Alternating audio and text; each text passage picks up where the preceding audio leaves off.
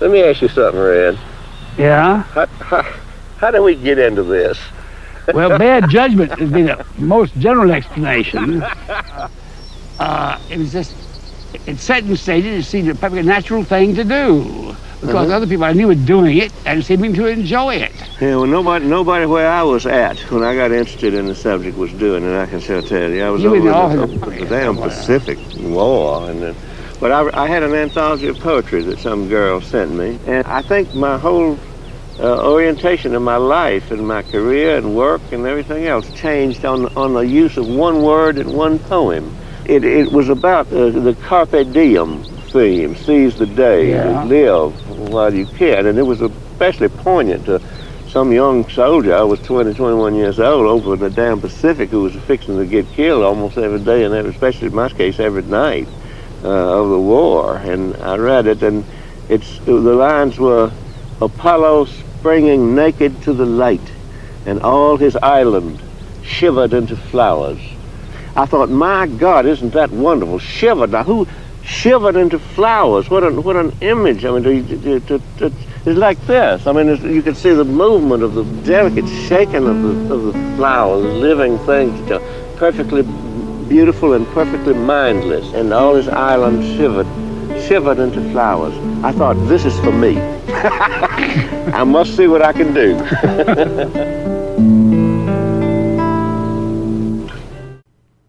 Hey guys, this is Joel with the Taproot Therapy Collective podcast, and welcome to part 4 of Healing the Modern Soul. If you've made it this far, I'm not going to do too much of a preamble here. The clip at the beginning will be explained a little bit at the end, but not too much.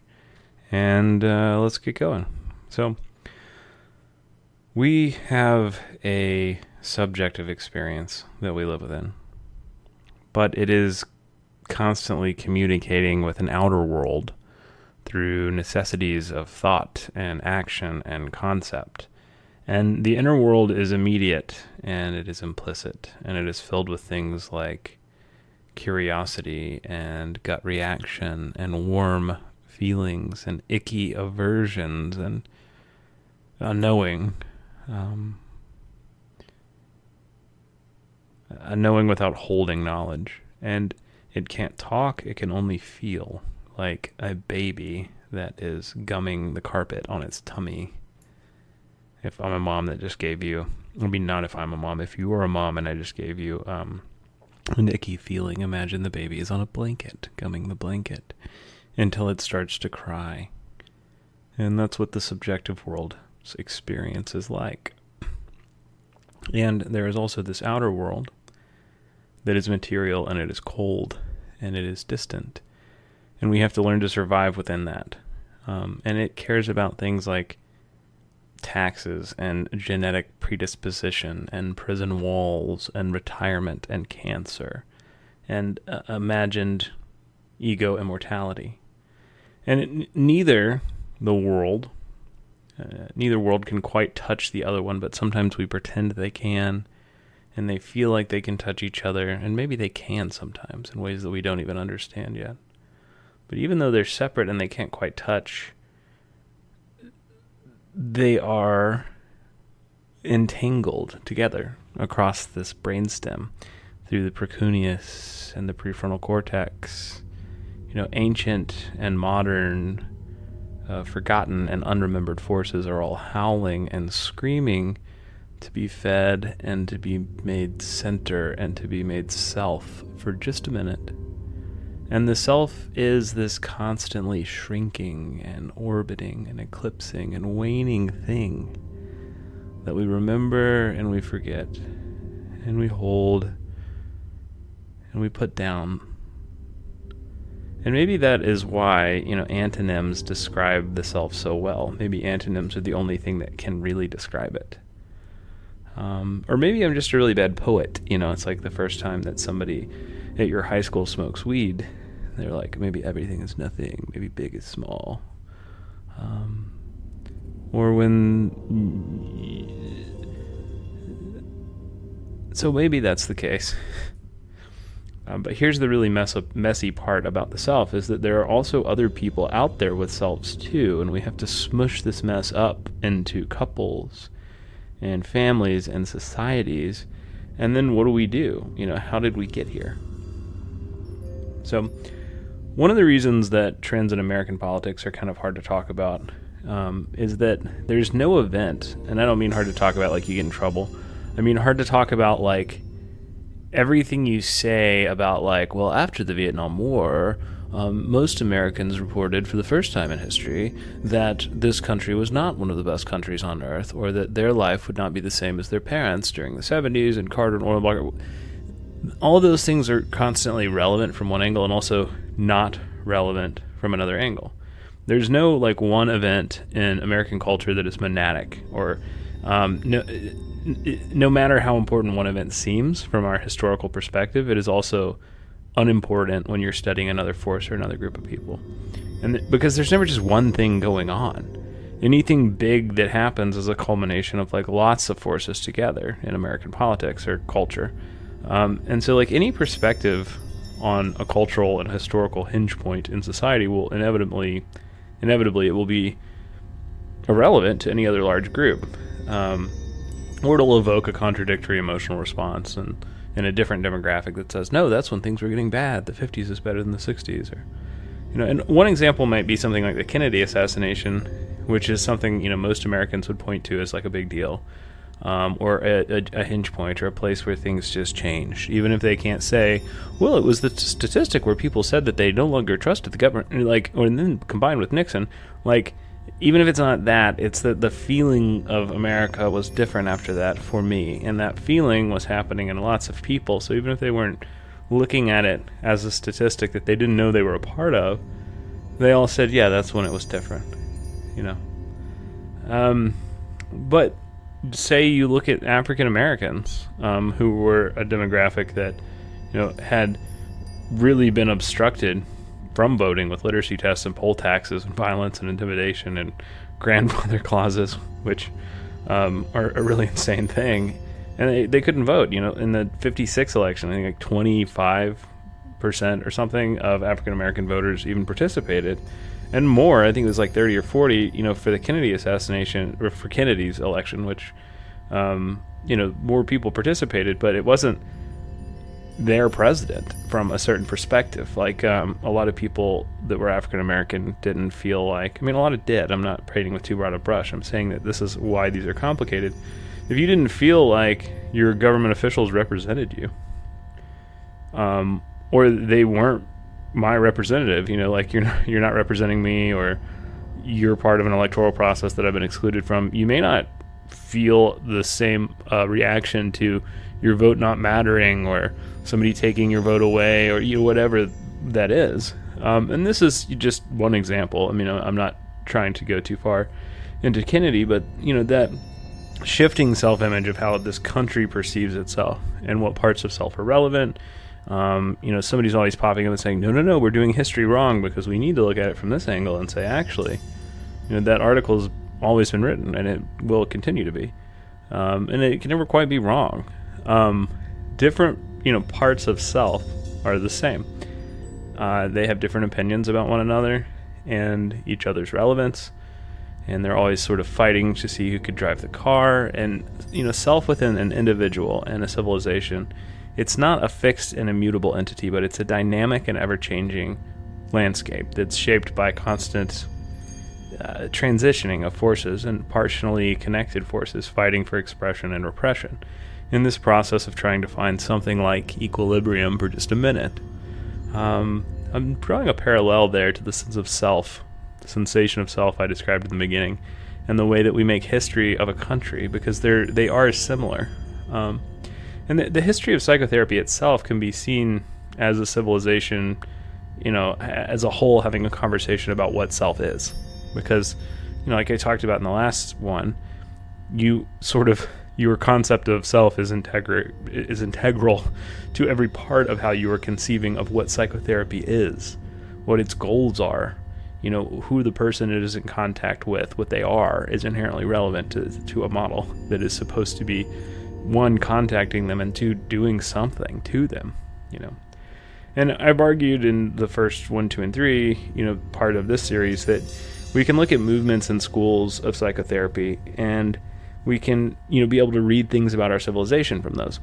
We can glean its intuitions and its fears and its neuroses and its psychoses as therapy changed. Often wars between schools of psychotherapy, and there are wars. A lot of this stuff is just so funny, man. Like, I remember a conference a long time ago. I hope there's a video of this, but there's like a conference where Salvatore Minuchin, who's like the family therapy guy, or they're both family therapy people, but Minuchin was like the structural person. He was like, throw out all of emotion. Don't ask them how they feel. Don't look at any of that. Don't tell them to love each other. Just draw a diagram of the family and say the mom and dad are too close together and it's excluding the child. Well, I guess that wouldn't normally be a problem. The mom and the child are too close together because there's tension with the father and there's enmeshment here and here's the triangulation, and then bust up the structure and fix it that way. And, he's a structural family guy. And Johnson was all about emotion-focused therapy, and that you should only just go into the emotion and don't worry about diagnosis, don't worry about analysis. And they're like presenting at the same conference at one point, and they're saying like the complete opposite thing, and then responding to questions, and the audience is uncomfortable, and like each of them are shooting these glances at each other. And it's like, it's not just the Freudians and the Jungians which get like a lot of ink. Like, there's just people who are therapists that hate each other, and I always just got such a kick out of that because it's so funny. But it's because of this thing. It's because of self, And like, you can see, in the early ruptures of the psychoanalytic institutes, where the American and the UK, they pivot towards cognitive therapy in the 80s, but Freud and Adler, they laid this foundation for this depth-oriented psychotherapy, and it emphasized the importance of the unconscious mind and symbolic and archetypal dimensions. And Freud, the self was divided into these 3 components: id, ego, superego. Each of those played this role in feelings and behaviors. And then Jung said, no, there's a collective unconscious, and there's something that we share that is kind of mystical, and I know it's there because I can feel it, and when I talk to my patients, they also know this experience, even though we haven't lived it. It's sort of inborn. But it isn't just mine. It isn't just my repression of how I individuated from my mom as a baby, or, went through this hatching stage as a baby. It's deeper, it's older, it shows up in myths. I can recognize it when I read history. Freud wanted to psychoanalyze history as this repression of sexuality, but he didn't really want to identify with it. He was trying to separate himself from history, separate himself from anthropology. Freud wanted to dominate all of those things. And his model of therapy was kind of telling on himself. I don't think it's a bad model for describing Freud's psychology. I think it's a stretch to try and apply it to other people.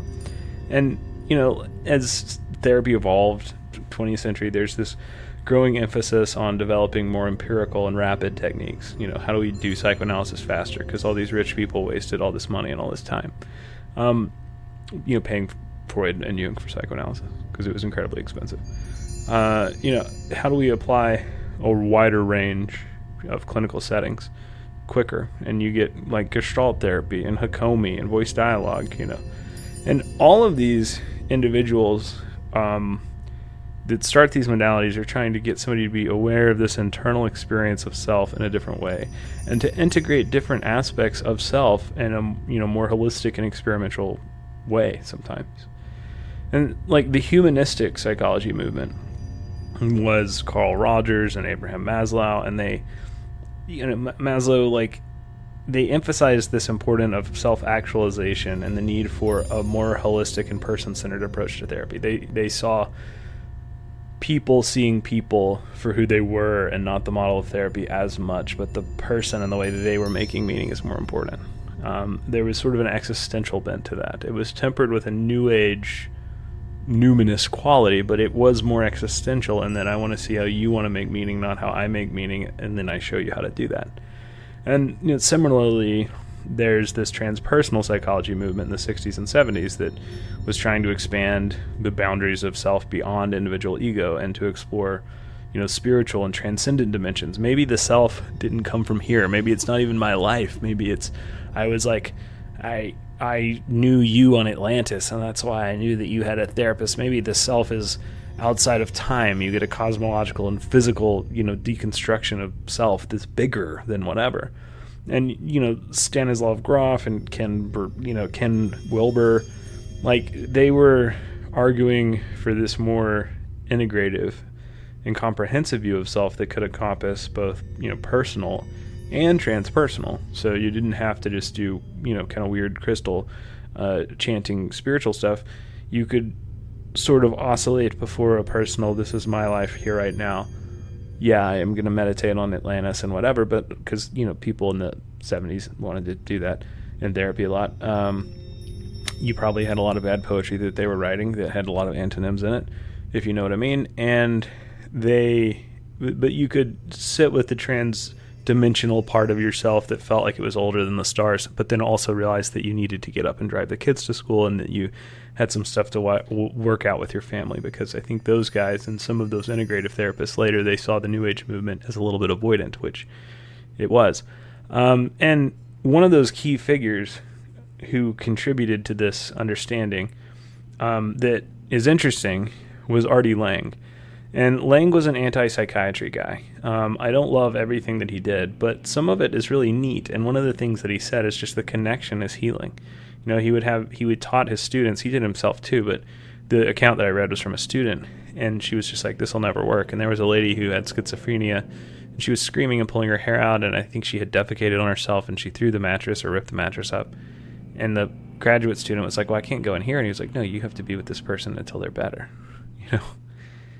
And slowly just being in the chaos of that room at first was so overwhelming to the student, and then she realized, oh, I'm getting used to it. I'm regulating. I entered her sphere that was chaotic, this cell, and now I'm able to calm down. And then she realized the person was calm, and then they were talking, and it took like a week. I think she was in there for days.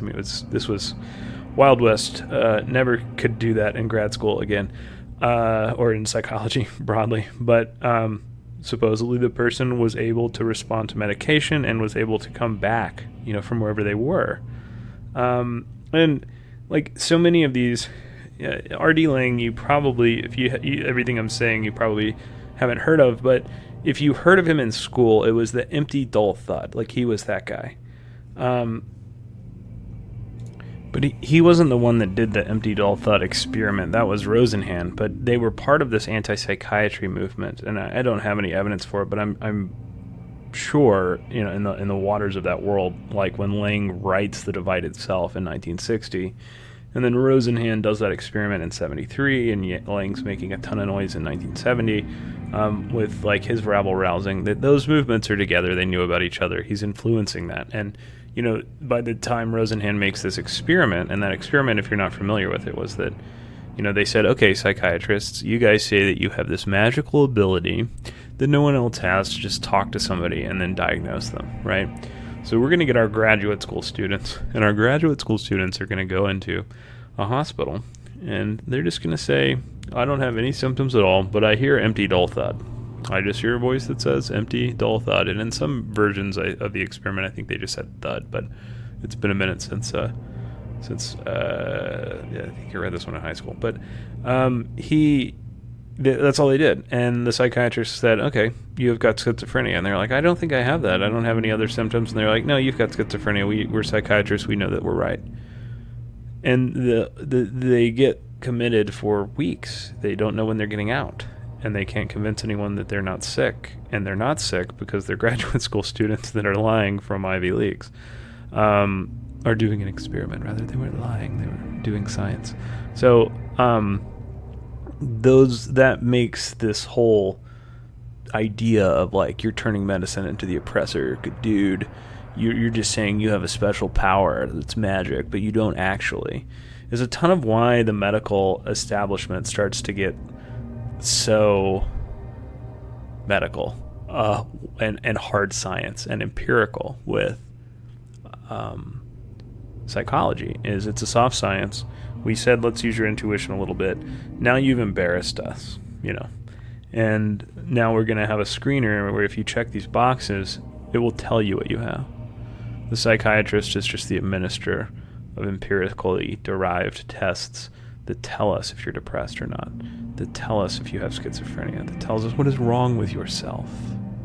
You doesn't really matter what you think as much. And that's when the movement moves away from person-centered therapy in a way that it pretty hard moves away from really until now. There's pushback and things changing. And Lang's work, was really influential in making therapy political. And I think that's why there was this pushback to say, no, this is empirical, it is not political. Get out of here. Get out of here with this idea that, a political and an activist and an engaged cultural force can come in and analyze this profession. It is numbers, it is boring. This struggle that the counterculture is having with the corporate and largely kind of military, wealthy, whatever, all these power struggles in the 60s, there's a lot of racial things in there too. It's over because those are opinions and this is a science. And so his ideas resonated in not a way I think he would like. The counterculture, he fired them up, and then that fired the medical establishment up to push any avenues for that kind of thinking out of the profession, or to make anybody who made therapy an incredibly political project an outlier, which they still kind of are. There's very right-wing and left-wing people that go on the news and talk about whatever, but they're usually more influencers than therapists. And so this vision of like a more socially and politically engaged psychotherapy goes away. All of that transpersonal and humanism. People like Virginia Satir are on tape talking about how they're going to change the entire world. That people are going to heal trauma, and the trauma healing is going to go out, and you're going to learn as a patient how to have an encounter group, and you're going to inadvertently become a healer, and there's a snowball reaction. And this was a political, not just a political project for them. It was almost, especially with Gestalt therapy, some of these things were trying to make therapy almost be a humanistic religion. Humanism was a religion to these people. The human potential movement is an attempt to turn humanism into a religion. And that is all pushed out because that brief moment, there's a economic recession, a restructuring of society. Carter gives the crisis of confidence speech and says, maybe the myth that you think that America is wrong, or it's not possible anymore. And this oil embargo, we need to think about what the new myth of America can be. Can you engage me in this project? And everyone says, no, we hate the crisis of confidence speech. We don't like this. We refuse to give up our idea of what this sphere of life is supposed to be. And then oil got cheaper again, so they didn't really have to. And because you forget, a lot of people in the oil embargo, they didn't think that the oil was going to come back. If you've been to Seaside, Florida, if you've been to 30A, right? It's a place, I don't know, so I've got international listeners, but it's associated with new urbanism. It's associated with this architectural movement about recentering things about pedestrians, community, getting rid of the car. And those are good ideas, and those design movements are still really popular, but the reason they existed is because Leon Creer and a lot of those architects that mentored the people like Dwani, who went on to make those movements, were like, we're going to design towns along wind lines in the 70s. We're going to build these 1920s, American towns where there's crisscrossing bike lanes through pedestrian streets, and the car is an afterthought. And because they thought that society may look, the arrow of time would reverse, and this boom of oil and post-industrialization that came after World War II would just kind of go back to where it was. And people really thought that would happen. Obviously it didn't. Oil got cheaper.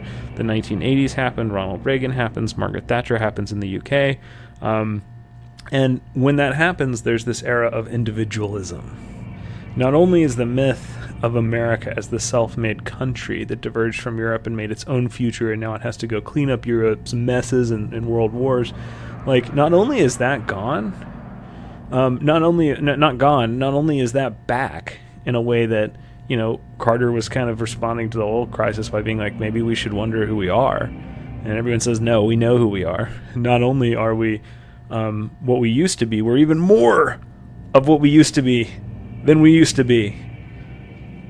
We're the myth of the Wild West is back. It is not just individual and country. It is individual people. And there's this market-driven approach to social and political life where you say, and it's, of course, it's under the guise of promoting government accountability and efficiency. We've got to privatize it. So Reagan and Thatcher say there's this vision of society where the role of the state is to be gotten rid of in favor of private enterprise and individual responsibility. And we're going to do that by running all of these, empirical tests to see if you deserve the money you're getting. Only the hospitals that treat above 80% will get anything. Of course, this doesn't ever work. What happens is that people start just saying, oh, you want us to treat 80% of patients? Well, now we're going to change the definition of treat to mean that they're in the waiting room. Literally, that happened in the UK. And you just change the definition, meet the metric. It never really is to try and reward a good guy and get rid of a bad guy. It's because you want to defund things, and then you do it to act like, well, they deserve it. And anyway, that takes over, and it rips this vision up. And it's damaging to mental health at the community level because you defunded and you dismantled all of these community-based mental health programs and institutions that had been painstakingly built, some of them since the 20s. Some of them, a lot of it since the New Deal, but some of it was even older than that. And that community infrastructure, when you defunded it, is gone. If you see the movie Joker, that's what it's about. That's what's happening to him in the beginning of the movie, where you're listening to the social worker and she seems like she is the bad guy. And then slowly she's like, no, look, you think I'm the bad guy? It's way worse than this, and I don't have any choice. And that's what's happening is his community mental health thing is being shut down. And, in place of this community-based approach, this new kind of, increasingly very neoliberal free market, laissez-faire order said we want individualized, medicalized mental health. And that means that we have to use psychopharmacology and behavior. We don't really want you to talk about mom anymore. We just want to tell you if you do this, it's bad. If you do this, it's good. And if you're having trouble doing the thing that we told you was good and not doing the thing we told you was bad, we're going to give you drugs. And this is done with varying degrees of success. I realize this works for some people. It felt very dehumanizing and upsetting to a whole lot of other people. But that's increasingly circa post 1980, like what everybody was going to pay for with, the public options in the UK, the private options in the UK, or the private options in the US. And when you do that, that becomes what most providers do because they take money to, live, and they're going to go where the money is. And so, these approaches are short term and they provide, relief for some people, but they often fail to get at underlying social and political factors that psychology used to be in touch with. And so, for Freud and for Jung and for Adler and for Pearls, this whole generation of people and the generation after them, therapy wasn't a political project, I don't think, for them, but it was a way to speak truth to power. It was a way to kind of be movers and shakers of the world that were challenging the status quo. And in this period, therapy moves into the pocket of the status quo in a way that it still hasn't separated itself from. One of the things that is hard to measure is that a ton of these things, what you're doing is you're making the symptom go down, just the same way the hospital's measured. Oh, okay, well, now we're going to redefine a waiting room as a patient who's been treated in a bed, and now 100% of our patients have been treated. Please don't cut our funding. In the same way that happens, therapy starts to become this chicken and the egg thing, or not chicken and the egg, like the shell game where the pea is under the shell, right? And you're moving it around, and so you're saying, oh, no, it's not here anymore, it's here. But you're taking anxiety that may be causing somebody to drink or do something that is not healthy. And then you're not saying, why is that anxiety there? What is the psyche doing? What is it compensating for? You're just saying, put it over here. And if you can't put it over there, we'll give you medication, and the medication will change that for you.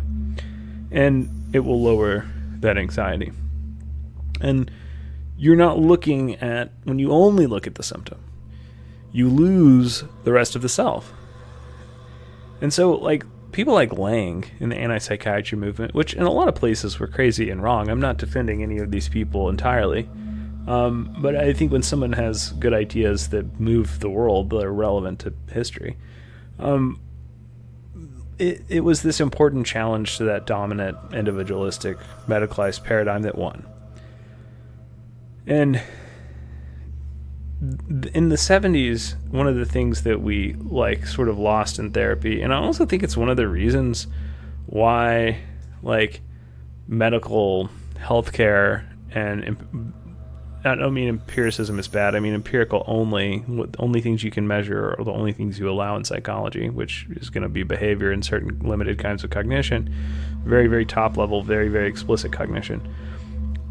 When you do that, you lose the subjective experience and these abstract realms of consciousness that people were exploring in the 70s. And to like a certain extent, I think that the LSD, psilocybin, whatever, got so weird, that everyone as a whole kind of woke up and said, what did we do? When the money ran out in the 70s, when the party was over, those people lost so much credibility. A lot of them were drug addicts. A lot of them had made all of these supernatural almost promises about this coming eon and epoch and what was going to happen. And all of those were kind of panning out to be like hokum. And so it was pretty easy for everybody to say, oh, we never believed in any of that. I mean, of course, the DOD was paying for it. They were giving people LSD and putting, twins together in different rooms and seeing if they could read each other's minds, and having people stare at farm animals to see if they could mentally kill them with telepathy. I mean, no one really knew, Google, what's his name? John C. Lilly. Google Lilly's dolphin experiments. I mean, that was all DOD money. So when people realize, like, oh my gosh, feeding LSD to this dolphin doesn't actually let me talk to God, that was a bad idea, there's an insecurity that makes the world pivot pretty hard in the 80s when the money comes back on to something entirely else. And psychology is always these reactions and overreactions to, itself, essentially, its core. And so when that happens, just like the Freudians, the pivot to cognitive therapy, behavioral therapy was too hard, too harsh. And now you're seeing a pivot back, really as the millennials come of age and age into the profession, and the boomers' kids are saying no, to that. And that retreat, I think, into the unconscious in the 70s, that fascination with these altered states and people like Carlos Castaneda and psychedelic journeys, and even the word acid trip implies that it's taking you somewhere else, and that somewhere is real. All of those people sort of were paving the way for the destruction of their own perspective in a certain way. There are people like Kurt Vonnegut, who I like, Thomas Pynchon, who I like, Hunter S. Thompson, who I think is kind of limited. He's more of a stylist than like an intuitive thinker, but he had some, please don't come at me for that. But, they captured this kind of fragmenting and disorienting nature of this postmodern self through looking at things like absurdity and paranoia and dark humor and people lying to themselves and self-delusion, and all these were chaotic images, these reflected images of like uncertain times. I mean, and even in that's one of the reasons why Thompson, even though I don't love him the most as a writer, like his stuff works, it's because he kind of just jumps into an experience like as a gonzo journalist and like follows it around and writes down all this weird stuff, and then at the end is like, I don't know what the point was, maybe it was this.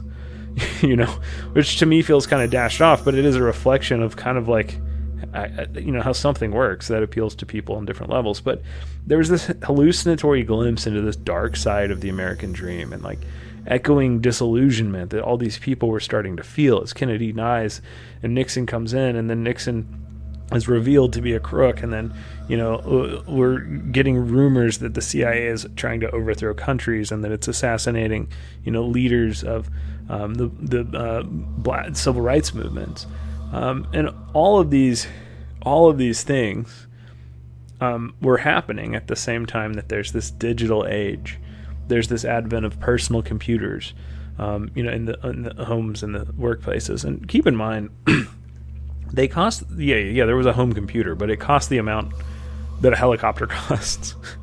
Like, when they're just like, well, Bill Gates just dropped out of Harvard and fired up his computer, it's like, yeah, like, that's like saying you're going to drop out of school and be self-made by firing up your Lamborghini, and you've got some funding, to fund your dropout. So, like, while there's all this, like, promising, I don't know if Gates dropped out of Harvard, it was some Ivy League, I can't remember, but maybe it was Berkeley, I need to look that up. Anyway, there is this deluge of information that hits. This promise that there's going to be unprecedented access to all information, that it's going to be connected, that this technological revolution also, it is exciting, but it's also stressful, to America's vision of a future. And it's a time where we needed a vision of a future. And so people get into fields like cybernetics and systems theory, and trying to understand this relationship between humans and machines, and what if a machine is just like a human that we haven't made smart enough to wake up and have sentience yet, or what if humans are just machines, man? What if you could put them together? What, could you put a computer in a brain? Could you put a brain in a computer? But this shift towards the digital emphasized this retreat from a tangible real. People moved into a realm of abstraction. They're moving away from, like, I'm a farmer, I grew a plant, to, like, can I turn my computer into a plant, basically, or can I describe the nature of plants with a computer? Like, the thing that is the dream becomes a representation of something real, but no longer a thing that directly is real, in a way that I think is inherently stressful to society, the individuals that make up the psychology. And these lines between self and technology become blurred there, right? That's kind of what I'm saying. It's like, what is a machine and what isn't? That is a redefinition of self in a way that we don't always talk about as being separate from these movements. These are all part of the same thing. And those countercultural movements in the 60s and the 70s, like, they were striving for this individual liberation, this individual spiritual enlightenment. And that, I think, paved the way for their own inevitable co-option and destruction, because they were prioritizing the subjective experience and embracing abstract realms of consciousness, but that left them vulnerable to the dominance of personal narratives, and this idea that there were going to be technological forces coming in, and the myth of the individual and the self-made person.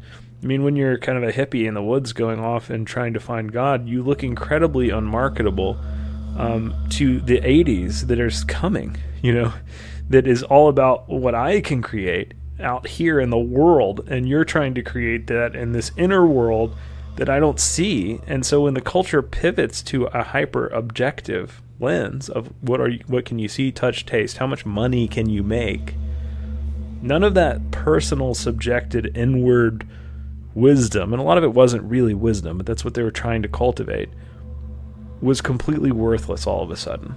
And you get a million interesting reactions to that, like the back to the landers, hippies, and different things. But it really was such a fast turn in culture. When oil got cheap again and our political preferences changed all of a sudden, and a lot more people had a opinion about the capital gains tax for some reason. And so, like, psychotherapy largely changes, as these overreactions to itself, which are overreactions to the nature of self, is kind of what I'm getting at. Freud split with Jung, and then Adler kind of thought both of them were immature and silly and trying to be visionary leaders. And then Reich, he gets kicked out of the psychoanalytic conference for, wearing a knife and beating a stick on the ground and glaring at people, which would still probably get you kicked out of the psychoanalytic conference. And there's this emergence of a feminist and a multicultural approach to therapy too, that can kind of be seen as a response to the limitations of traditional psychoanalytic and humanistic models.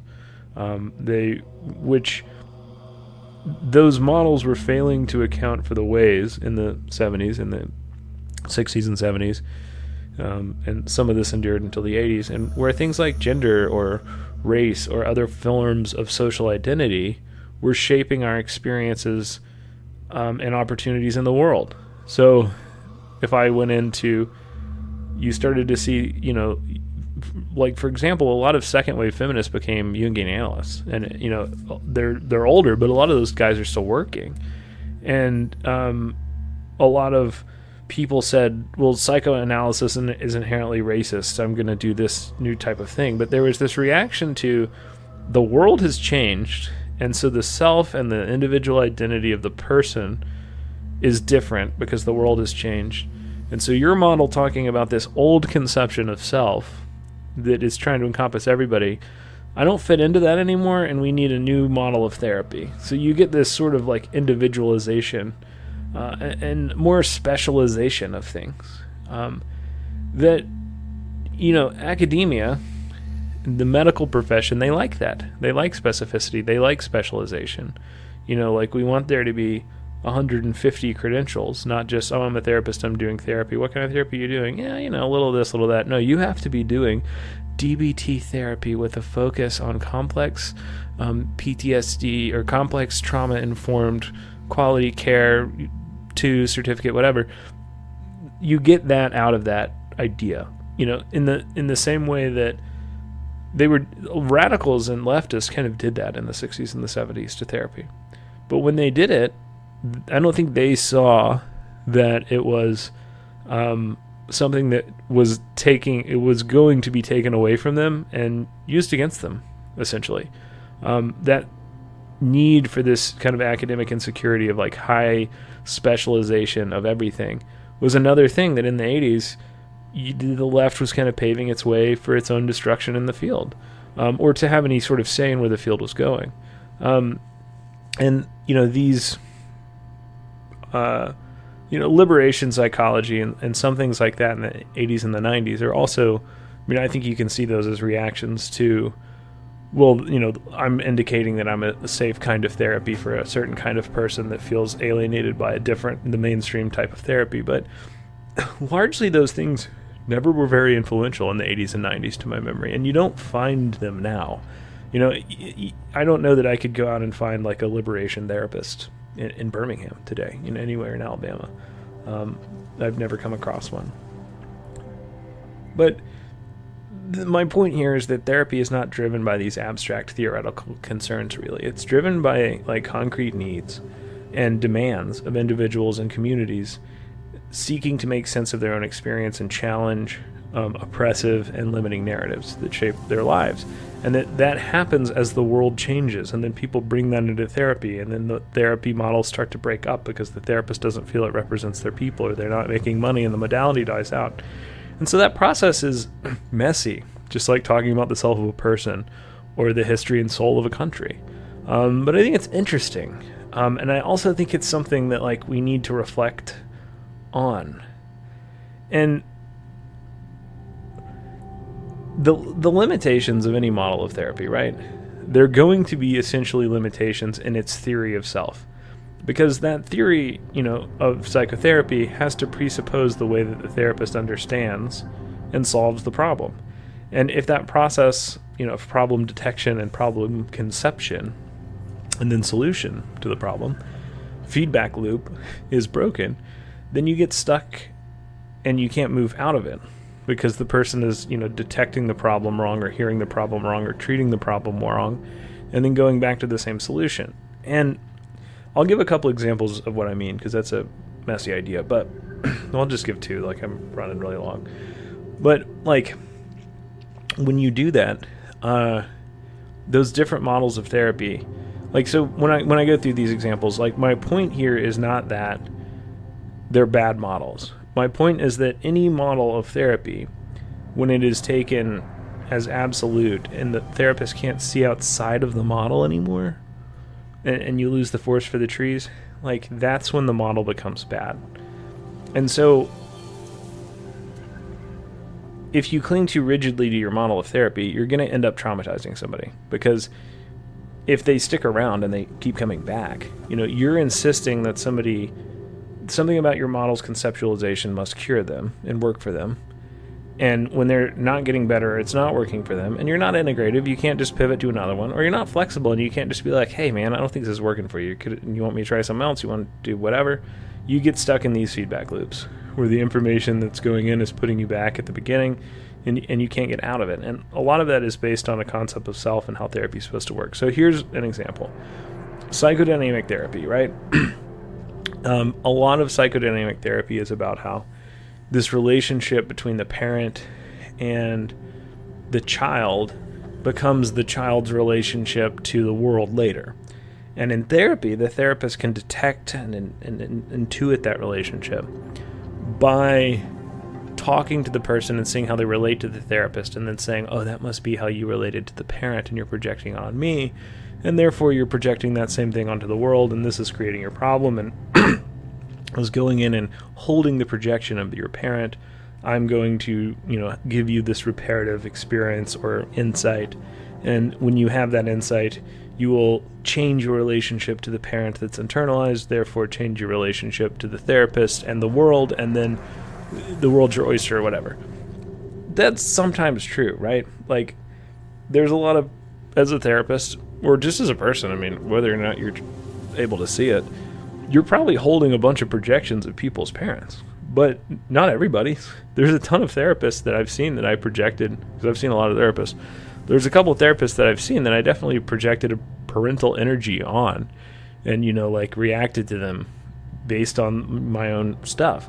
There's also ones who I didn't project anything on because that just wasn't how I saw them. I was kind of going to them for something different. They didn't have anything that activated that in me.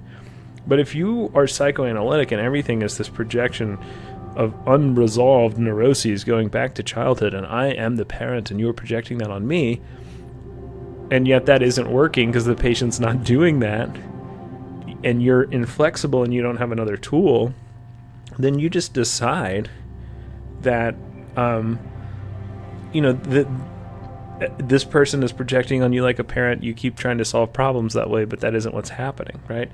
Like, I had a therapist a long time ago that was really, really bad, and he did some stuff that was not. I won't go into all that. Like, there were things that he did that were just illegal, if not a board rule. They weren't like, it wasn't sexual. It wasn't anything like that. He broke confidentiality, just like not a competent guy, older guy, and he kept telling me because he was super psychodynamic. And he kept telling me all this stuff about how he would give me these ideas, and I would just be like, I mean, a little bit. I don't know, man. I was there, and I don't think people think that about me. It was a good guess, there's nothing wrong with a guess. It's okay to be wrong. I considered your perspective. I just don't see it. And then I was in a power struggle with him because he was the parent and I was the child, and I wasn't accepting him, and it was going to be a fight for the world until I learned how to grow up and not be angry with daddy. And I was like, I just don't really see you that way. I just think you're not right on this issue. And so I took his perspective that he was telling me these people had these thoughts about me or whatever, and my wife and my friends, and they were like, no, don't talk to that guy. That's not right. He's not making room for you in therapy. But I wasn't a therapist yet. I had been through graduate school, but I was really insecure about whether or not I could do it. So I stayed around a lot longer than I should. It was like, maybe he's doing psychodrama. Maybe he's lying to me because what he's saying is getting more and more weird. Then finally I found out I found out that there were other people who were seeing him that I knew. Also, if you're going to see multiple people from somebody's family and then not tell them about it and then use information from those sessions, that's not ethical. Don't do that. He was doing that. But anyway, and this will tell you, I'm telling on myself, being a bad patient. But so, I asked one of the people, I was like, hey, when you ask about this idea, what does he say? Because whatever I say, which I think is kind of thoughtful and nice, it's not like he's like, oh, I just don't agree with you or something. He just says that's wrong. That's absolutely wrong. You can't believe that. And I'm like, well, whatever. I just disagree with you. One of the things he would always tell me is nobody can be a therapist until they're 40 years old. And I was like, well, I'd kind of like to be a therapist for the next 5 years. And I don't know that that's true because there's a lot of therapists. No one can be a therapist until they're 40 years old because there won't be enough seasoning on the pot. And I was like, what? I know a lot of therapists that aren't 40, Bill. I don't know what you mean. Oh, you might know therapists that aren't 40, but nobody can be just whatever, weird stuff like that. So I was like, okay, tell me something that he told you about, a particular issue, not relevant to that person, but just in general about the nature of therapy. And so I went into therapy and I just told him that exact same thing.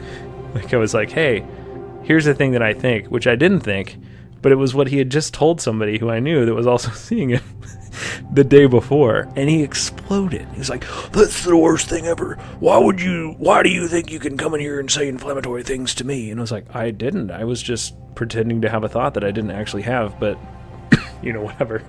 And that was when I realized, like, oh, it doesn't matter what I say. Like, the point of this is that you want me to say, I'm sorry, Daddy, I'm wrong. And that, not for me, but for you, this is a weird relationship where every time I have insight or I'm right, I'm failing to live into this paternal dynamic that you think underlies reality of guy comes in, he's a little boy, if he doesn't give assent to me, whatever. It was very weird. You see things like that where the person's like, oh, well, you see feedback loops like this, right? Cognitive behavioral therapy, where do you get feedback loops there? Well, like CBT is interesting and it's good for some things, but those things are largely intellectual. And even when you're getting into emotion, like, you're still getting into talking about emotion or handling emotion with thought. So it's a pretty top level kind of therapy. It's pretty psychoeducational. Some people need it. But what you get is, the scope of what, like, emotion is in CBT is not terribly deep. I've never read where Beck says this is where my theory of emotion comes from, but I think it was just things that were around then. There's definitely REBT in it. He knew Alice. There's probably some two-factor theory of emotion stuff. There's cognitive appraisal theory. None of these theories of emotion, most of them have kind of been replaced, and they're not terribly interesting. And so as a result, like, I think cognitive behavioral therapy is not great at doing things like processing flashback re-experiencing of PTSD. I think it's good at teaching you how to white knuckle through things and make you endure distress tolerance. But if I can take distress away, distress tolerance is a great skill to have, but if you can take distress away, you don't need it. So when somebody's coming in, in CBT and they're saying, like, that, they're saying that, like, they're having this bad thing and it's not affecting their behavior. A lot of the CBT therapists, and there's CBT therapists who are great, but they're not following CBT as it's written or as Beck thought. They're saying I'm doing CBT and they're using what you should do in therapy, which is you learn your model or you learn a couple models and then you apply them until they become your own and you have realizations and discoveries and you take things in a new direction. So, like, with something like CBT, if the thing is not affecting behavior, the therapist tends to act like it isn't relevant because it's not measurable. Even if it's not even when it's affecting emotion, if you're not saying, well, I feel 1 out of 10 sad, and I feel 2 out of, 10 afraid, that emotion may be consciously there. You still may be avoiding huge parts of your life, and you need somebody to help pull you back into a theory of self that I think if you apply CBT in a thick paste, in a vacuum, it misses. It misses the depth and complexity of self. And so the person sometimes is asking for things that the therapist doesn't pick up on. So those are kind of the feedback loops that I mean. Just 2 examples of how that can work. Because, like, no model of psychotherapy can 100% contain the self, especially ones that have a limited definition of it. No relationship between 2 people is 100% psychodynamic attachment projections. It's just not. There's more going on. And no, like, cognitive and then behaviors based on that cognition leading to a belief that is completely conscious and I state it and know it. Neither can that contain the series of self in the way that CBT, I think, tries to make it. And one of the reasons why I think CBT and ABA are kind of nefarious, and a lot of cognitive therapies, or any of those things that came in the 90s that had like solution focused or brief treatment or time limited just strapped onto the top of it, time limited psychodynamic, whatever. The reason I think they were kind of nefarious is that they either knew, or they were selected by a system that knew that we wanted therapy to be shorter and cheaper at the expense of therapy being good. And that wasn't just therapy. I mean, look at the 80s. Would you rather drive a Cadillac from the 50s? Or would you rather drive a Cadillac from the 70s? Would you rather anything that GM made?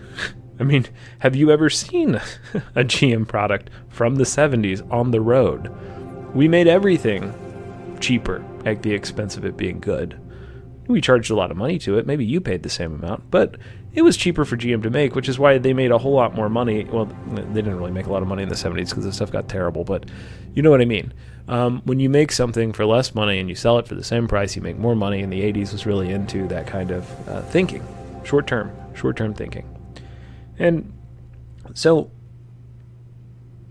the world around the self is something that we haven't talked about a ton in 2 and 3, and I want to talk about it in part 4 of this series, which is why we kind of go through the world changing around therapy, so that it doesn't sound like therapy just changes around the world. These things are connected in a way that is interesting to me. And a lot of Jungian thinking explains that stuff in a language that I like, but I'm always looking for other languages that describe things well, because I think the more that the more ways you know how to say something. And I don't mean languages like German and English. I mean languages like Jungian thought, Freudian thought, Nietzsche, existentialism, like phenomenology. These things that are a language that's philosophical, that kind of becomes a lens to let you see something. And the more ways that you can say the same thing, the more the people that can kind of hear you can see it better.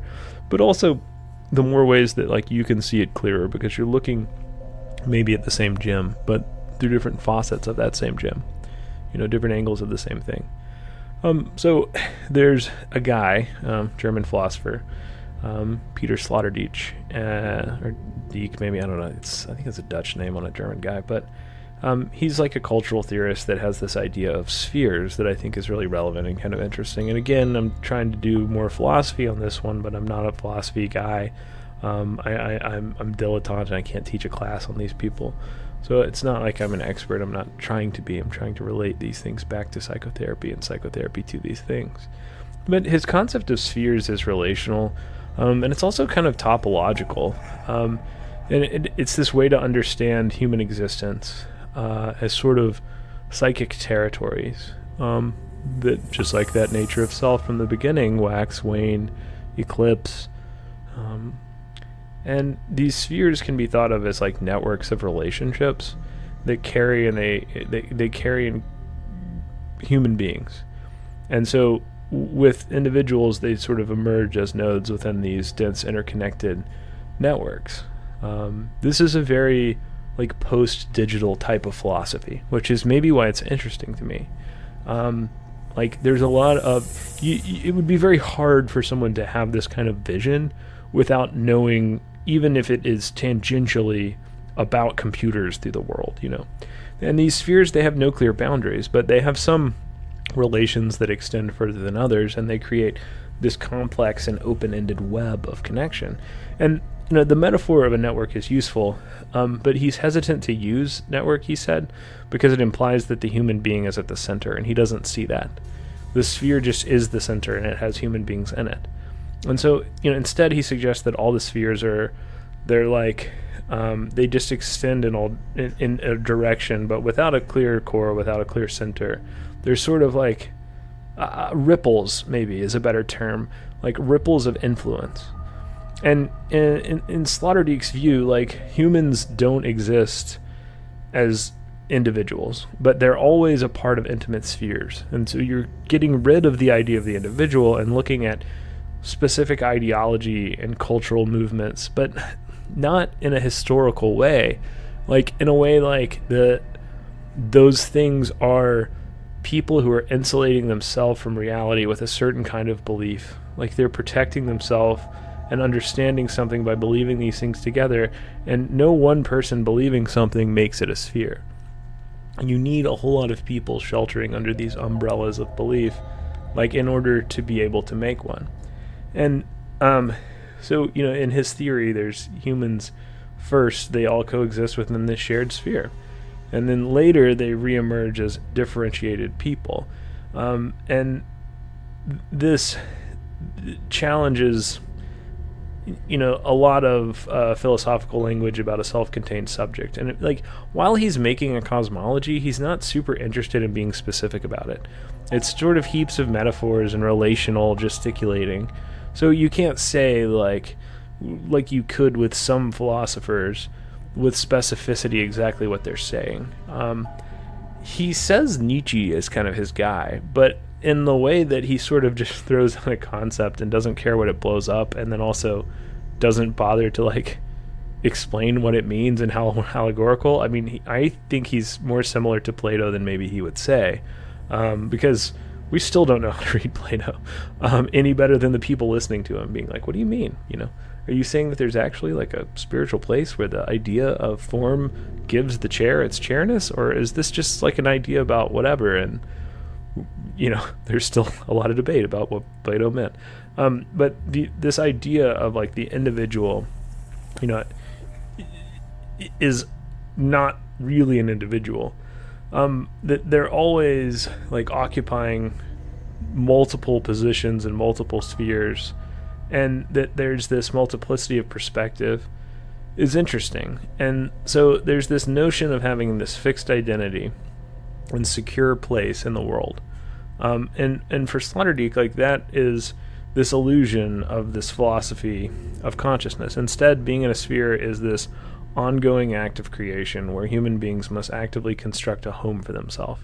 But it's not a home in the wilderness, it's a home in the cosmos of figuring out what the self is and what the world around them is and what that means. And then that is done in different spheres of life. Who I am as a Christian, who I am as an American, who I am as a person, who I am as a material being, a subjective being. The natures of those things change wildly, you know, over time. And there's some people, philosophers usually, who come in and they have an idea that's like so influential, right? That you have to like engage with them whether or not you know who they are for the rest of time. Like, you know, Plato, when Neoplatonism happens, you can't have Christianity anymore and ignore it. You have to have some way of answering these questions that Plato brings up or addressing them. Like, you know, Gnosticism is this attempt to deal with a lot of those things. You know, all religion is sort of in that conversation, because before then the Greeks were just being like, I don't know, like there's like, maybe there's stuff and things that makes it alive. Like there's like a juice that you could pull out of it that makes me alive if you pulled the juice out of me, but the rock doesn't have the juice, so it's not alive. Or maybe like there's different kinds of life. There's like the ability to be alive and die, but there's also the ability to move, which is a different kind of life. And then there's also like the ability to like think and reason, which is a kind of life only men have. And there's just 3 types of it. And then Plato kind of comes in and says there's a spiritual, immaterial world, and then there's also a material, objective world. And maybe they're somehow in communication with each other, or one is good and one is bad and we should reject the other, whatever. But everyone has to like wrestle with this idea of like, oh yeah, we do have an internal conception, and then live in this outer world that doesn't really care forever, you know. And you get like mid Neoplatonism, and it moves further away from anything he would have thought, but it's people struggling with like the problems that he creates, and those things sort of create these spheres, right? Like you can't go back and forget, even if you don't have the intellectual knowledge or historical knowledge to trace that development back to Plato, you're still in a different sphere that has broken the old one, and it can never go back to where it used to be. And he says, you know, Sloterdijk says that we do this for protective immunization, not as individual subjects, but, you know, co-subjects. Like, we have to share norms and values and symbolic practices, and we have to do that to insulate the world from these external irritants that come in, like a question Plato asked, maybe, right? You can't start a religion and not engage with the difference between the material and the spiritual, or the objective and the subjective. You can't really create a big movement without doing that anymore. Humanity sort of can't forget what it knows, even if it doesn't remember why it knows that. And so these like external, irritants are anxiety creating, and he sees the spheres as this kind of like greenhouse that we build, to have, he says, I think, air conditioning, at one point. But it's not just this matter of like complexity reduction, and trying to like have an easier life. The spheres are like also characterized by this kind of complex interplay of multiple perspectives and possibilities, which allows for a flexible and creative response to different kinds of situations, to new situations. So it's a mode of being, which I think is why he says that he is basically writing where Heidegger started to get it wrong, because Heidegger is into, Dasein, right? With being, how to let being be, or rest being into being. And I think that's what he means here, is the spheres aren't just about like, here's a clump of beliefs to reduce anxiety. It becomes a new mode of being human, of being self, that has to be shared, or else we don't feel like it's real. So it's this messy meshing of subject and object, subjectivity and objectivity, that it is my individual, like, unseen belief, but also I have to have multiple people believing that same belief, or else it's not a sphere.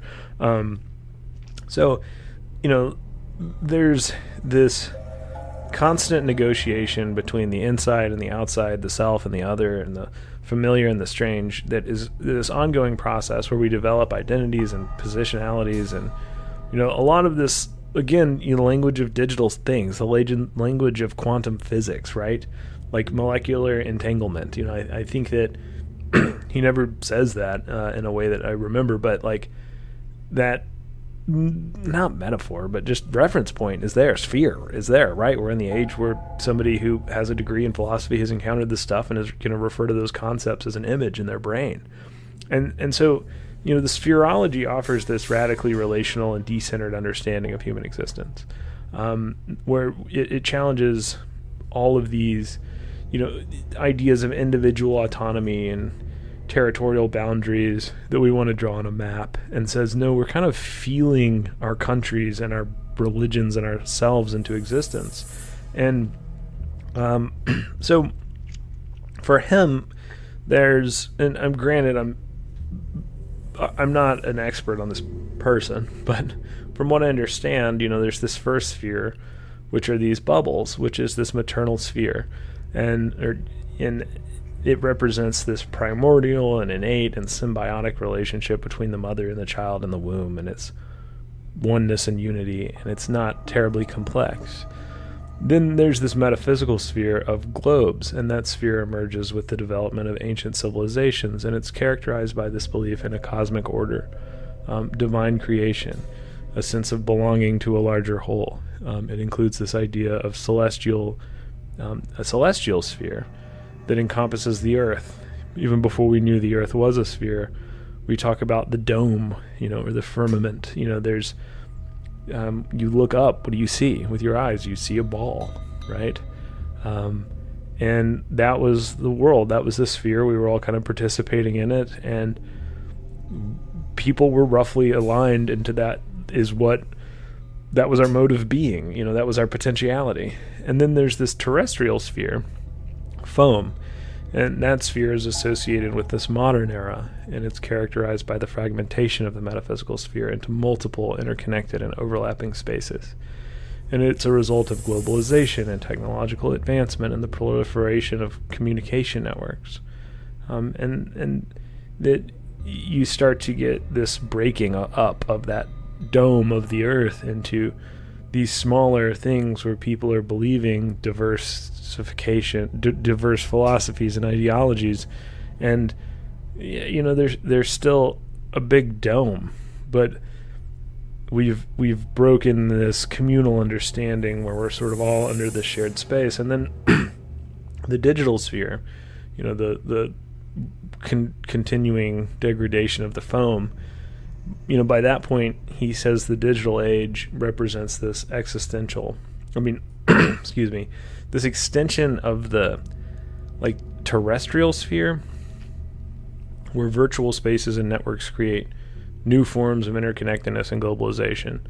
And these spheres, they are characterized by the increasing importance of information, data, digital, and there's a fragment, a more of a fragmentation, where we become less and less able to share a language with very many people at the same time, right? It's not like you're picking a sphere and then you hop to another one. Your life is separated into spheres of understanding different things different ways. And in the beginning, it's almost total overlap. There is no Venn diagram. And then if there was one, it was like, this is my tribe, this is yours, or, I'm dying and you're alive, or you're alive, whatever, very simple things under this one cosmology. And now, you have to believe things about politics, about metaphysics, about values, about life, about nationality. Even if you're an American, you have to have different opinions on this war, different opinions about the same religion from within the same religion, from within the same sect of the same religion. And it's very unlikely that you line up with anyone at all in a way that is completely meaningful and overlapping, and all of yourself being present with all of theirs. It's harder to do, right? Or at least it's harder to do in these areas. Or it's harder to do all at once, if that makes sense. I remember there was this thing that I felt in high school that I was journaling about badly, where I felt like there were people who understood parts of me, but I couldn't really be who all of I was around all of anybody. And I think that feeling is very modern, and that he's right there. And his personality is weird. He's a German, he's known for being very unconventional and provocative, as a public persona. His work often blends these elements of philosophy and psychology and anthropology and cultural criticism. And those make him very difficult to categorize within academic discipline, because academia doesn't really like it when you're that integrative, because it puts the whole notion of specialization, which academia likes, into under a microscope. It threatens the way that they want to operate, because Western academia especially, the language is based on celebrating the person who knows very much about one small area of knowledge. But if you have a broad knowledge, then academia will at first try and be like, oh, you're just a dilettante. You know a little bit about everything. But if you know a lot about a lot, then you just become a threat to the status quo of that. No, to know a lot means to know a lot about one thing, not a lot about many things. And he's just one of those people, probably similar to Jung, who kind of knew too much about too much. In a way where he started to make connections at very high levels about very high levels of knowledge that was very specialized. And so I think that is probably why you get ripples of things like quantum mechanics and things like programming and things like cultural anthropology, Jung, in there, even though he doesn't always say that's what this is. He doesn't have to. And this is probably part of his point, right? I think Sloterdijk wants to deconstruct by dismissing all of these disciplines in a humorous and sometimes flippant way. He's not terribly nice. He's also not super self-serious. And then he also, rather than engaging directly with criticisms or clarifying his position, he wants to just kind of throw out this abstract philosophical logic bomb or something. He lodged this ideological explosive at perspectives that he doesn't like. Or not even doesn't like, he just thinks are wrong and are failing. And then he wants to retreat to things that he finds interesting that are more speculative. And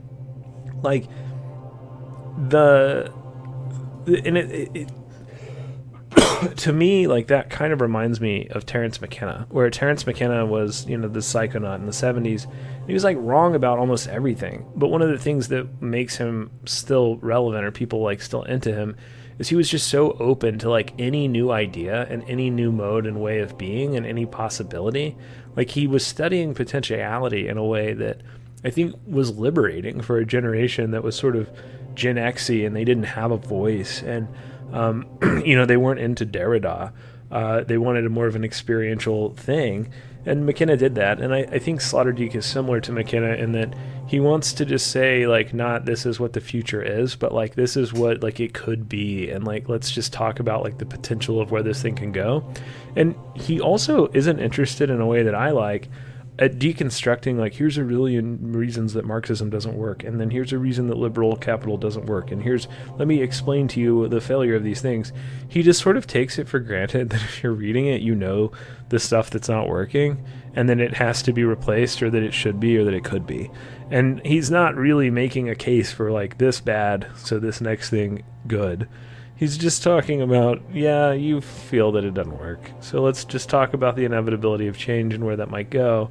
So he's a loose writer, It's he's making a net, not a cloth, and, like, this ambiguity is compounded by, like, his tendency to be ironic or to use hyperbole and rhetorical devices that challenge, established ways of thinking and push the boundaries of what is considered acceptable discourse.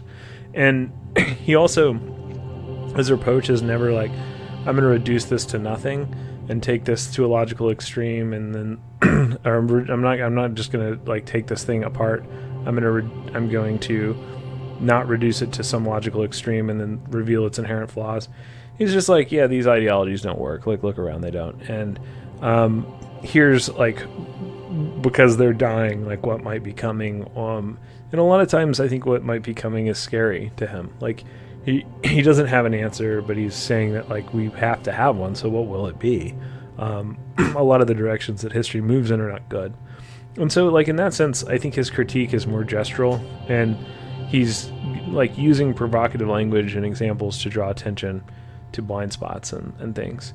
But he's not really associated with any sort of ideology, because his persona has to be, deconstructing them. And so he'll say things that are, like, wildly right-wing, fascist, left-wing concepts, and then he draws a lot of controversy. Like, I don't know everything about him, and, like, I'm not going to defend all of it, but I think there's an ideological ambiguity that also isn't avoidant. Right? Like, a lot of times when people are like, I'm afraid of conflict, so the truth is in the middle. Like, he's not doing that. He's just being, I like this, I like that, I like this, I like that. And people are like, wait, those don't fit into a pile together. And he doesn't care.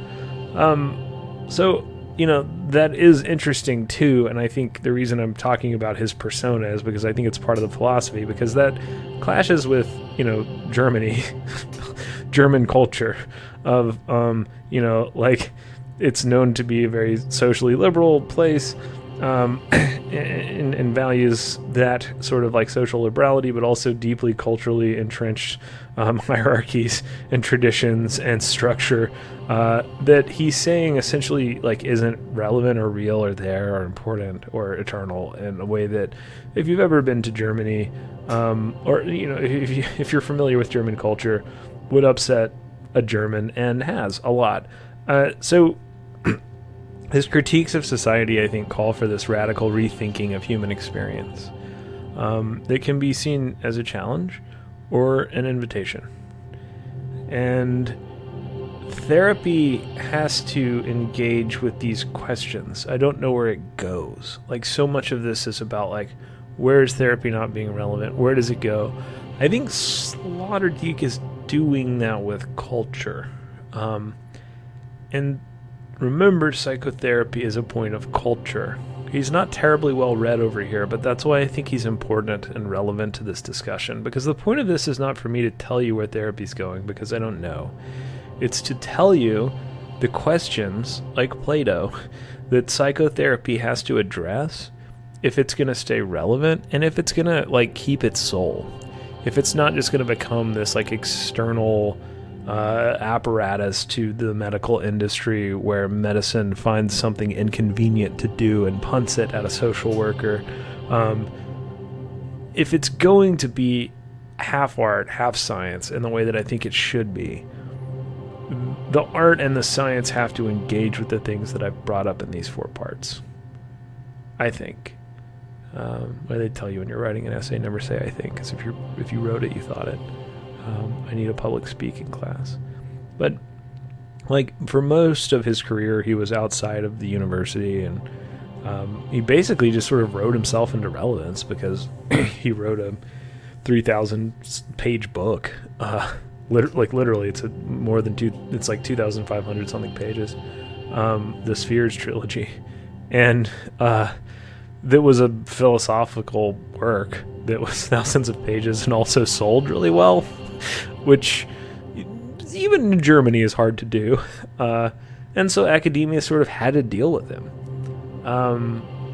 And so the Spheres, if you want to look at like, why did I bring that up? What relates these things to therapy is like, I think trauma is something that we could learn a lot from in these things, and that kind of lens to look at, because look at how, somebody doing the same psychoanalysis in the 50s, it no longer worked in the 70s because somebody was saying like, I'm black, I'm a woman, I'm this, and this isn't for me anymore, and then it had to change. Like, listen to those things in therapy, because like what I see is so many people not wanting to engage with this world, and therapists who have been saying to sometimes the same patient for like 7 years now, just wait until it goes back to normal. Just hang in there and it's not going to go back to normal, right? Because like, when has there been a normal, and like, when has history ever gone back to anything? Like, we have to figure out where we're going, which is partially an analysis and understanding of the world, which I think is more of a felt sense than an intellectual, analytical one, and also what that means for the conception of self that our patients are coming in with. And so, like, when trauma happens, what does Spheres have to do with trauma, right? Yeah, there's a traumatic event. I have PTSD. I have flashbacks to the PTSD. I want to get rid of the PTSD, something like brain spotting or neurostem or whatever, like, emotional transformation therapy, somatic experiencing, lifespan integration. Now I'm not having the nightmares. Now I don't feel bad. But all of a sudden, the trauma's not gone. Can I still call it trauma? Because I don't feel good. And the reason that I don't feel good is that experience made me know things about the world that I didn't want to know. And now I know them and I don't feel normal. Can you help me? I don't even know how to say what this problem is to my therapist.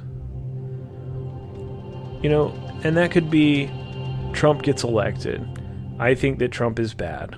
I think that most people who are in my friends and family think that he's bad, or that bad is bad. Yet they are liking him or something, and then and they're telling me all these things that they believe. And before that, I could just be like, well, Republicans and Democrats want the same thing. They just want to go about it a different way, or whatever they told me in 8th grade. And then I'm sitting here and no, they don't. They want very different things. And I don't know how to reconcile that, because I believe that I love my grandfather. I believe that all families have to get along in this way, or I believe that the self is a monad, it's a single entity, and it doesn't have multiple parts. And now I'm trying to decide, do I have to cancel Granddad? Or can I, or should I just be avoidant and pretend that he doesn't say or think any of the things he says and thinks? Parts-based therapy can answer that by saying, okay, you can love this person and love their potential and love these parts of them, and you can say, I think you're running from something here. I don't think what you're doing is loving, not to these other people, but to these other people because you don't love yourself in this one, whatever. That's an ability to engage with this process, right? Like, most of the things that trauma digs up are not the direct effect it has. It's that it makes our self change, and we don't want to change ourselves because we want the old self back, because we know how to be that one. And we don't have the option, right, of like all believing the same thing politically anymore. Like, not having that anxiety, no matter what you believe. Like, we don't have it. Like, if you're going off and you're going to die in World War I, for the Kaiser, and you know that you probably are going to die, maybe you don't like that. But, you know, like, all of you are going off to do that because it's brave and it's noble, and the Kaiser is there for a reason, and, like, he's cool, and this is the way the world works, and we're all in this sphere. You don't have that ability now. You're either avoiding information about the people who run the world, or you are letting yourself know it.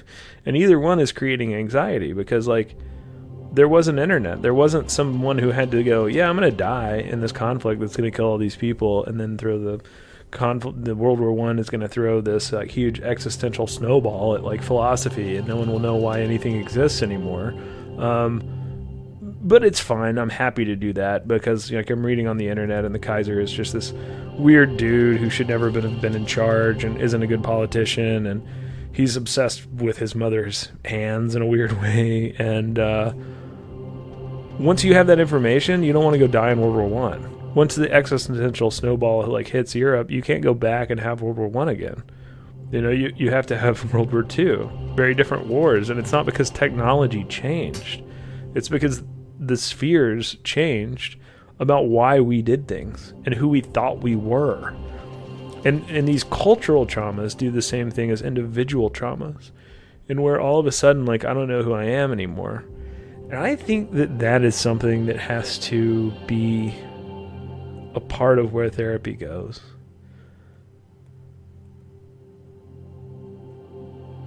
You know, you can see through the lies of society now, for the lack of a better word. And now what you're having is people have to accept too much.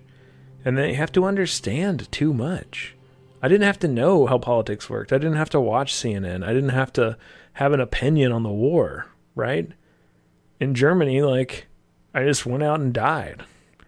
And while maybe that sucked, it wasn't complicated. Now it is.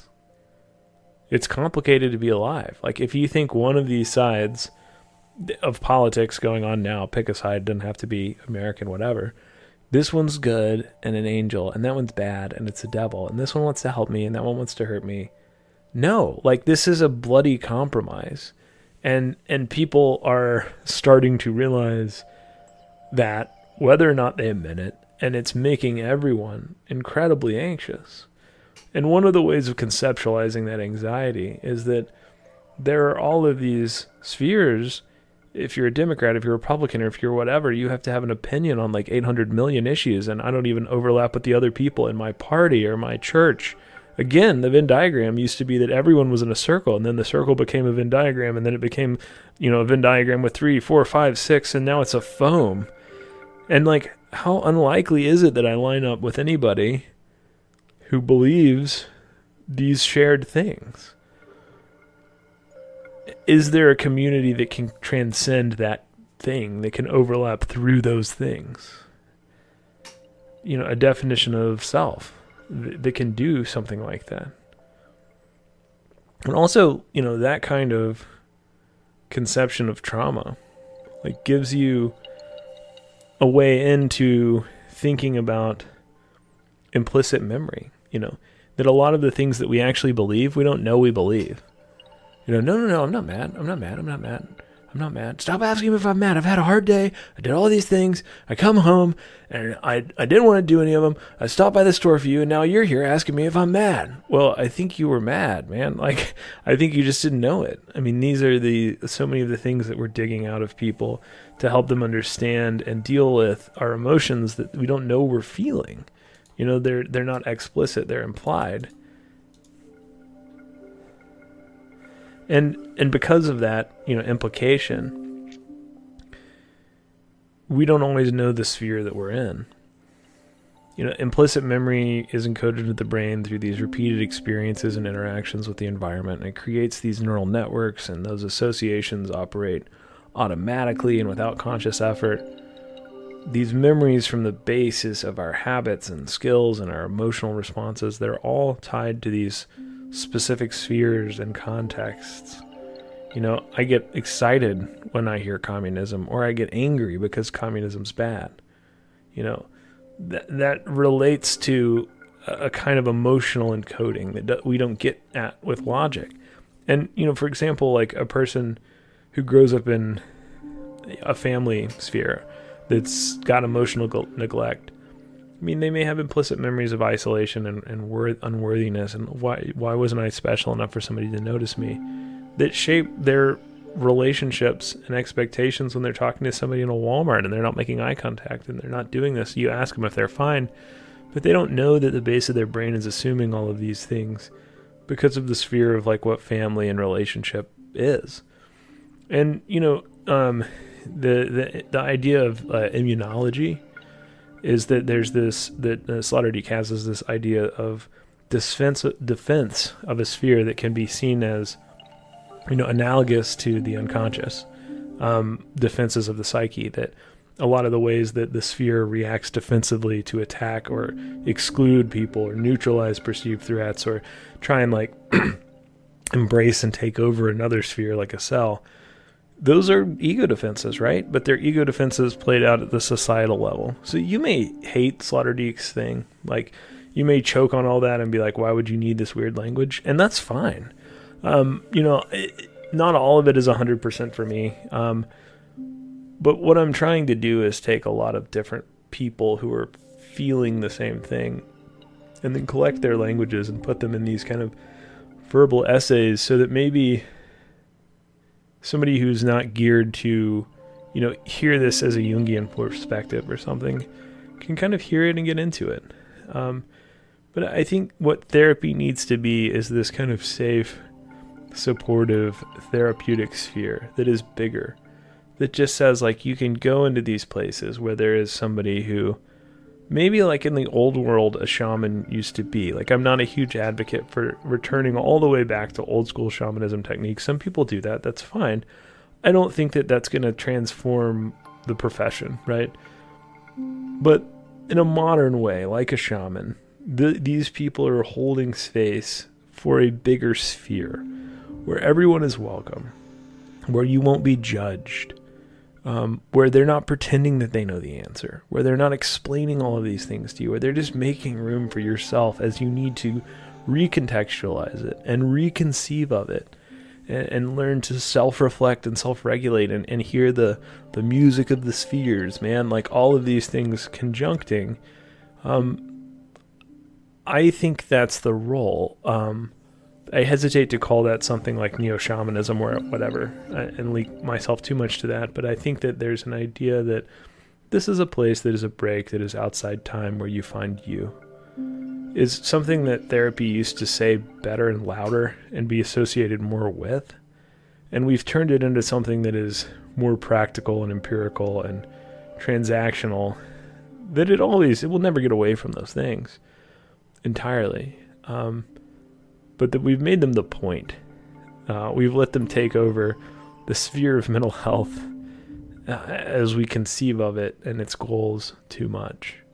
So one of the things that's kind of interesting about Sloterdijk too is that, like, he criticizes that the past generation, especially of like lefty-leaning philosophers, have been really good about diagnosing like all of the problems and directions that society is going, but they have no solutions to make it go back. They're criticizing things, but they haven't really built a path towards anything, even like a blueprint. And you could say the same thing about him, because he shies away from kind of a concrete vision of the future, or even like a concrete vision of the past.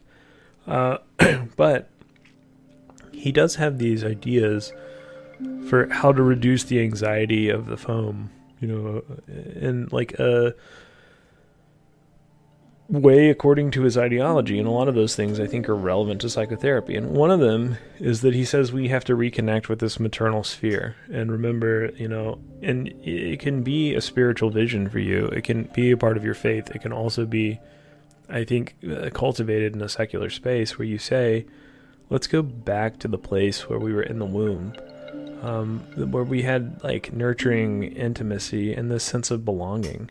In a world that feels fragmented and disconnected, we can cultivate this healthier sense of space and relationship. and we need a place where there's kind of like safety and comfort, and where the tension from the foam turns off and we're just back with the one. We also like have to reinterpret, I think, the way that, or he says the way that the metaphysical sphere operates. Like the traditional metaphysical sphere may no longer be relevant, and we can still find meaning and purpose by engaging with art, culture, and philosophy as new spheres. But we have something that doesn't really celebrate like art and culture and philosophy anymore. Like our culture largely is based around what people can create. And a lot of the community spaces or artistic practices that we had like went away after COVID.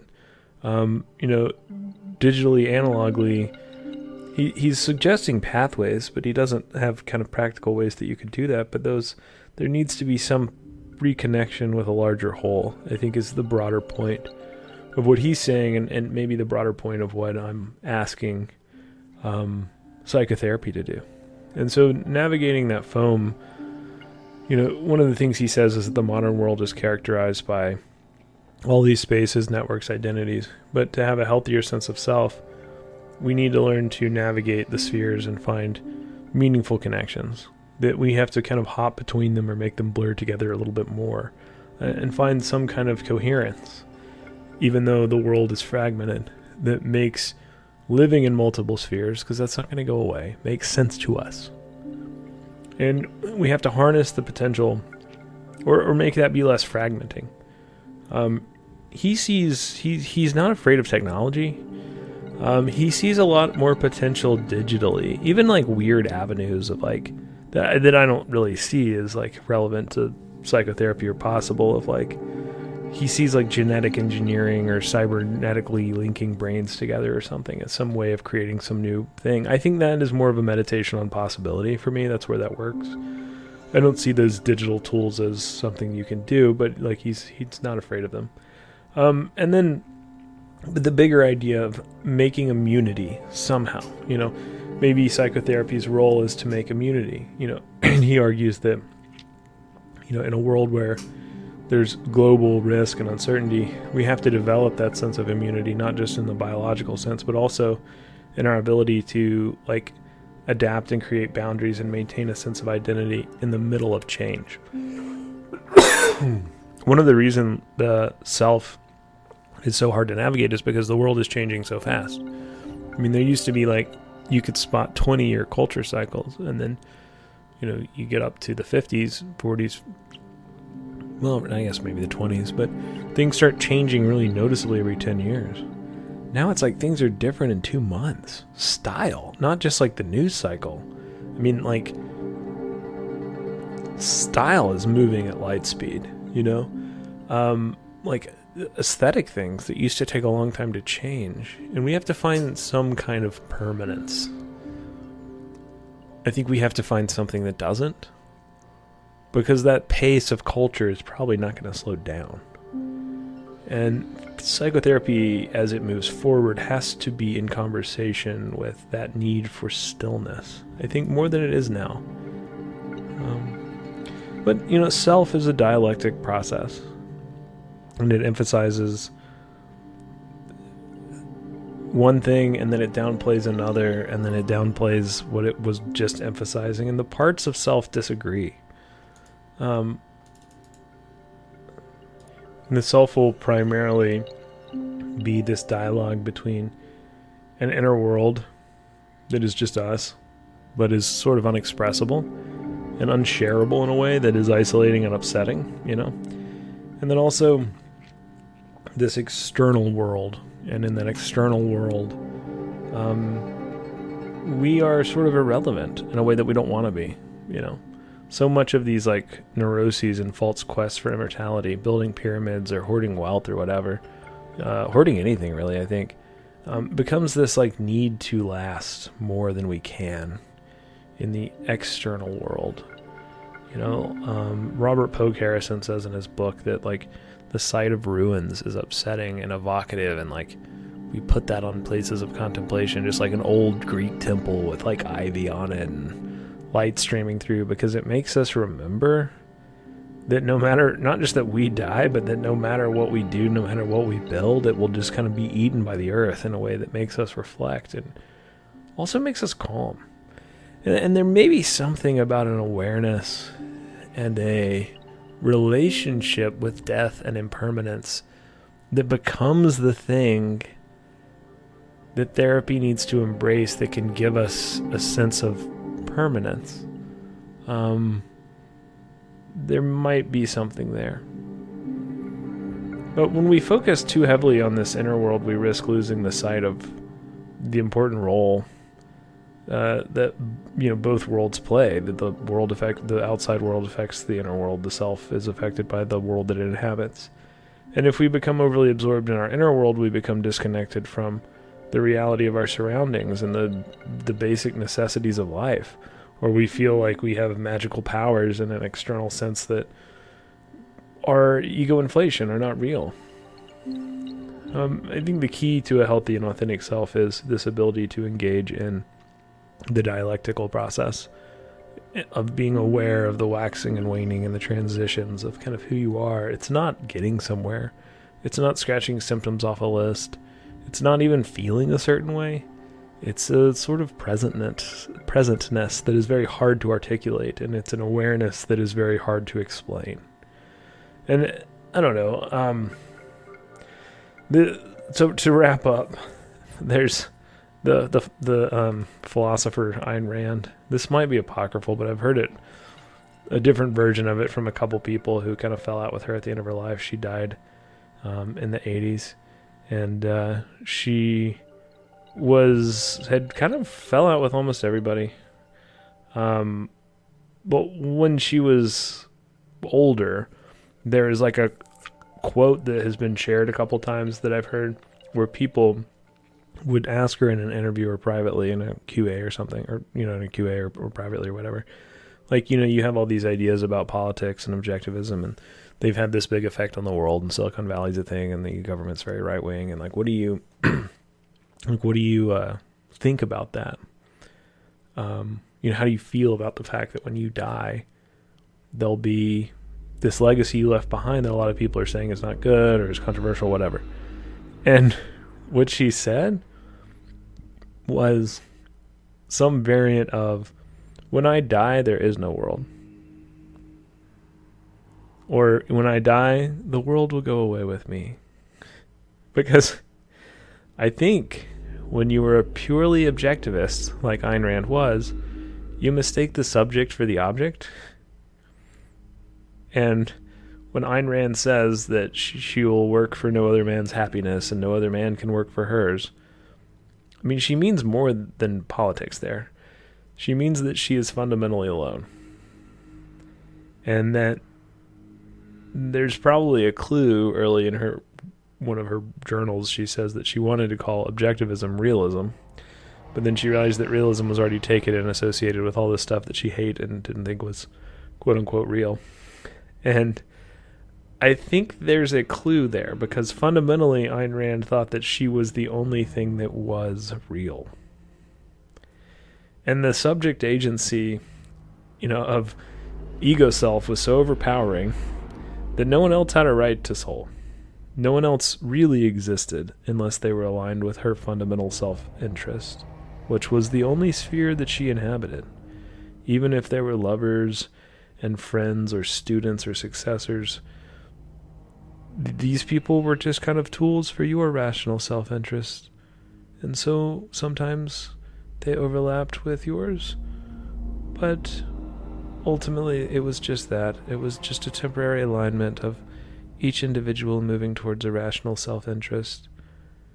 And when you die, that rational self-interest ends, and it has no more need for a relationship with a world that never really, was you anyway.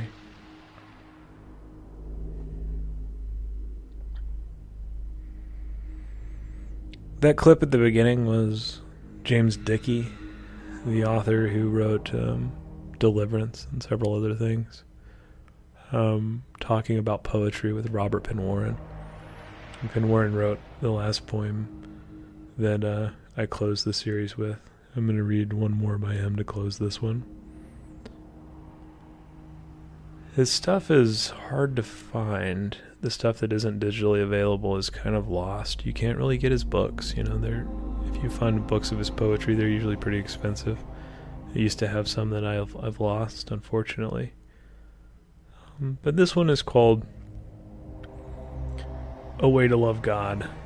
And that clip from Dickie and Penn Warren talking comes from YouTube, and it's funny, they had these conversations, and it was pretty much at the end of Dickie's life. Penn Warren lived a little bit longer, but Dickie drank himself to death. He actually died right after he spoke at Swanee, which was my school. I mean, I didn't see him or anything. I was a kid, but I think that was the last thing he did. And they had an interesting chemistry that I think got at something that I was trying to say with this. But here's Penn Warren, A Way to Love God. Here is the shadow of truth, for only the shadow is true. And the line where the incoming swell from the sunset Pacific first leans and staggers to break will tell all you need to know about submarine geography and your father's death rattle. Provides all biographical data required for the who's who of the dead. And I cannot recall what I started to tell you, but at least I can say how night long I have lain under the stars and heard mountains moan in their sleep. By daylight, they remember nothing, and they go about their lawful occasions, or not going anywhere, except in slow disintegration. At night, they remember, however, there is something they cannot remember. So moan. Theirs is the perfect pain of conscience, that of forgetting the crime. And I hope you have not suffered it. I have.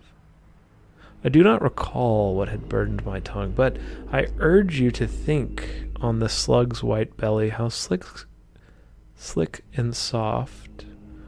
On the hairless stars, silver while the silence blows like wind, and on the sea's virgin bosom unveiled to give suck to the wavering serpent of the moon, and in the distance, in plaza, piazza, place, plats, and square, boot heels like history being born, on cobbles bang.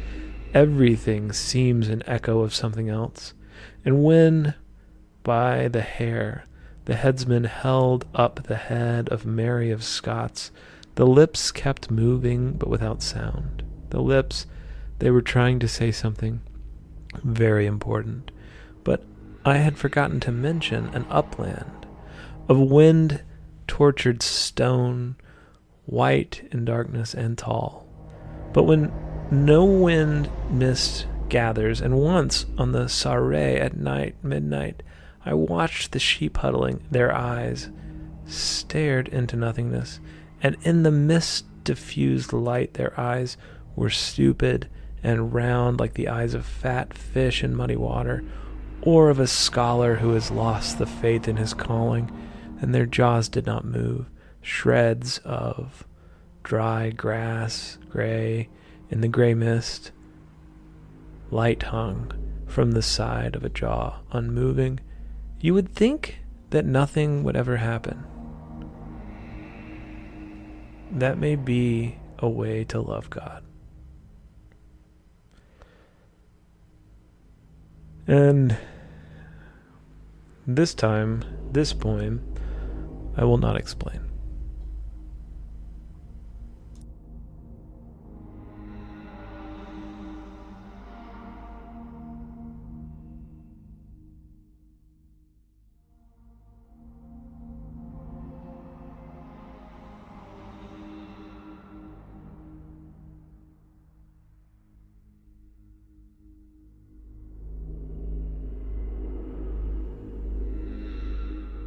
This one I wrote to Red Warren and dedicate to him. He writes wonderfully about hawks. His totem bird, the thing overhead, and wings, is the hawk. Mine is the buzzard. And so this is about going with your friend and climbing a mountain in North Georgia.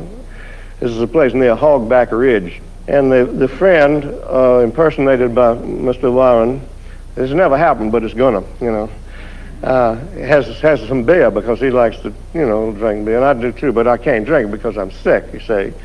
And I'm on these diets and all that stuff, and I got to keep my blood sugar at a certain level and all that stuff, and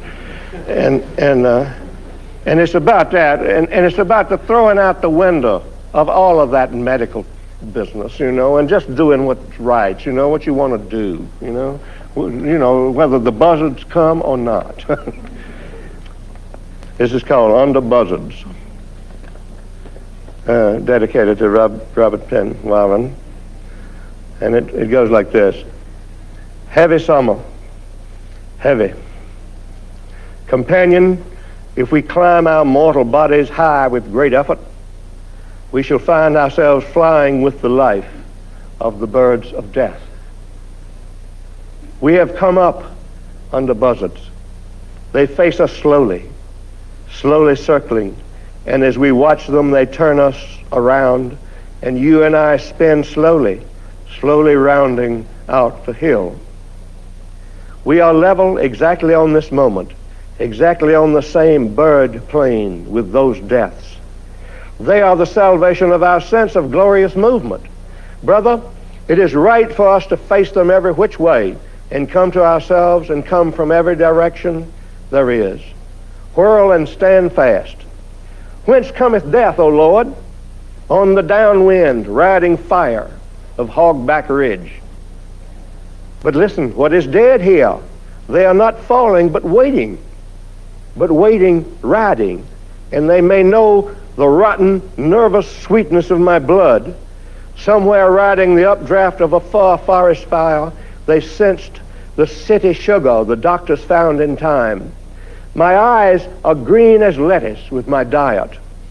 My weight is down, one pocket nailed with needles and injections, the other dragging with sugar cubes to balance me in life and hold my blood level. Tell me, black riders, does this do any good? Tell me what I need to know about my time in the world. Oh, out of the fiery furnace of pine woods, in the sap smoke and crown fire of needles, say when I'll die. When will the sugar rise boiling against me and my brain be sweetened to death? In heavy summer, like this day, all right, physicians, witness, I will shoot my veins full of insulin. Let the needle burn in. From your terrible heads the flight blood drains, and you are falling back to the body-raising fire. Heavy summer, heavy. My blood is clear for a time. Is it too clear?